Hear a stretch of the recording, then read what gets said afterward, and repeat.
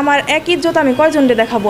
ভালোবাসার এমন তীব্র টান যেখানে একজন প্রেমিকা নিজের সতীত্বকে শুধু একজনের জন্য সংরক্ষিত রাখার প্রতিজ্ঞা নিয়ে বারবার ছুটে আসেন প্রেমিকের কাছে।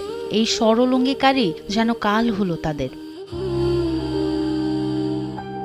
প্রেমিকা নাফিসা আক্তার লুবনা জানান, যে সতীত্ব আমি একজনকে দিয়েছি সেটা দ্বিতীয় কাউকে দেখাতে পারবো না, আর যাকে ভালোবেসেছি তাকে ঠকাতে পারবো না। আমার এক ইজ্জত আমি কয়জনকে দেখাবো? আমার ইজ্জত আমি একজনকে দেখাইছি, আমি তার সাথে সংসার করতে চাই, আমার অন্য জায়গায় কখনো সংসার হবো না। ঘটনাটি টাঙ্গাইল সদর উপজেলার করটিয়া ইউনিয়নের নামদার কুমিল্লি গ্রামের।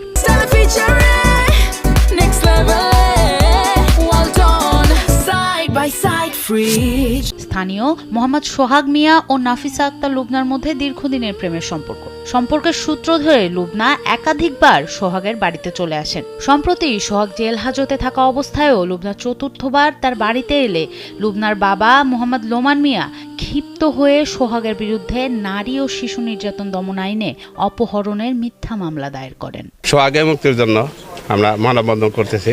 সোহাগ খুব ভালো ছেলে, কিন্তু সোহাগ এক মেয়ের প্রেমে পড়ে তাকে বিয়ে করার পরে তারা মেয়ের পক্ষ তারা কেস কাভারি করে পুলিশ দিয়ে তারা নিয়ে যায়। একে একে মেয়েরা 4 বার এখানে আসছে।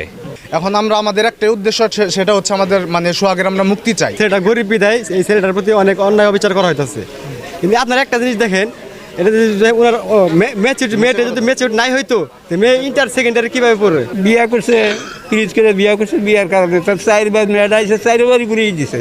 এই লামিসা আর সোহাগ যে প্রেম করেছে, এটা শিরি ফরহাদ, লাইলি মজনু, তারা এই জামানার যদি তারা থাকতো তাহলে এই সোহাগ এবং লামিসার ইতিহাস রেকর্ড হয়ে যেত। সোহাগের বাবা শহীদুল ইসলাম ও মা সূর্যভানু কান্না জড়িত কণ্ঠে ছেলের মুক্তির আবেদন জানান। বলেন, লুবনা যতবার এসেছে ততবারই তারা তাকে ফেরত পাঠিয়েছেন।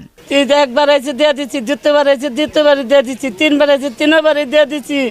তার বছর আমার মীমাংসা করে 30,000 টাকাও নিচ্ছে, রাজগঞ্জ নিচ্ছে। আবার 7 মাস পরে আমার ছেলেরে ধরে নিচ্ছে। আমার বাইশটা বউ ছিল, এখন নাম কাটা দিছে, কিন্তু আমার ছেলের নাম রেখে দিছে। এইভাবে হলো কেসটা ঝুলে রাখে। নাফিসার সরলতা ও প্রেমের প্রতি তার অবিচল বিশ্বাস দেখে গ্রামের মানুষ সহযোগিতায় এগিয়ে এসেছেন। গ্রামবাসীরা জানান, মেয়ের বাবা প্রভাবশালী হওয়ায় ক্ষমতার অপব্যবহার করে প্রেমের সম্পর্ককে অপহরণ আখ্যা দিয়েছেন।